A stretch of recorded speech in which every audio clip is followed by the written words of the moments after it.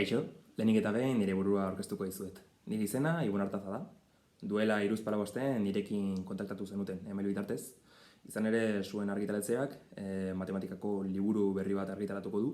Eta irakasle baten bila ere zineten, liburu horren orrialde batzuk diseinatzeko. Eta kasu honetan, bideo laburra hau egin dizuet.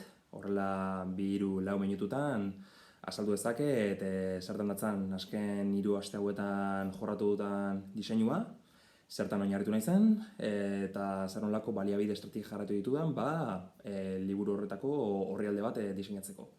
Eta horrela gure ikasleak haien kompetentziak lortu ditzaten, eta matematika ikastea ulergarriagoa eta divertigarriagoa izan daitean. Lehenik eta behin, esan beharra dago nire diseinua matematikako liburu tradizionaletik alde nahi nuela, izan ere liburu hauek ariketaz beteko nahi dira eta ikasleentzat askotan aspergarria eta ulertezina izan daiteke matematikak ikastea.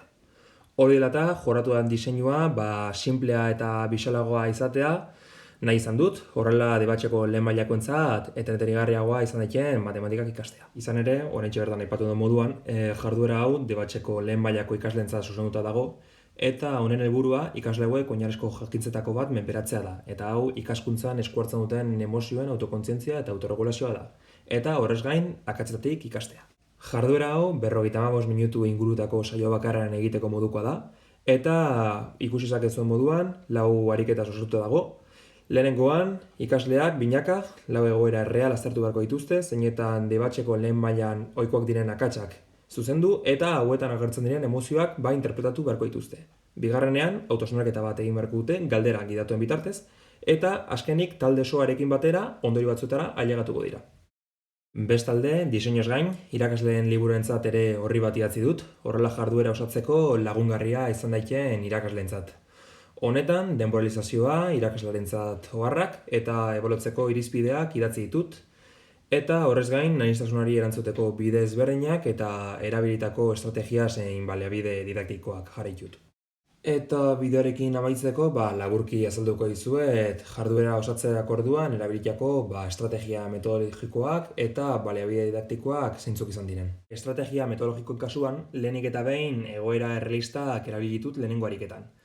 Horrela, ikasleek akats matematikoak errazago identifikatu dezakete eta baita ere pertsonaiekin ere identifikatu daitezke. Jarraitzeko, ikaskuntza kooperatibo ere bilatu dut, bigarren ariketaren kasuan binaka jarriz eta hirugarren ariketaren kasuan talde osoa batuz.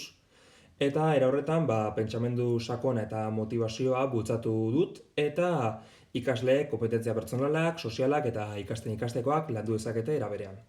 Eta azkenik, autosonarketa ere aukeratu dut, horrela ikasleek haien pentsamendu propioak identifikatu eta aztertu dezakete. Bestalde, baliabide didaktikoei dagokienez, hauek sinpleak izatera erabaki dut, horrela kasu fitxak erabiliz, ikasleak egoera errealak eta emozioak lantzeko baliabide bat izan dezaten, edota arbela digitala, ikasleak jarduera era errazago batean ulertu dezaten, eta era berean ikateak landu ditzaten. Eta gainera, ariketa osoan zehar, galdera gidatuak izango dituzte, hau bideragarriagoa izateko.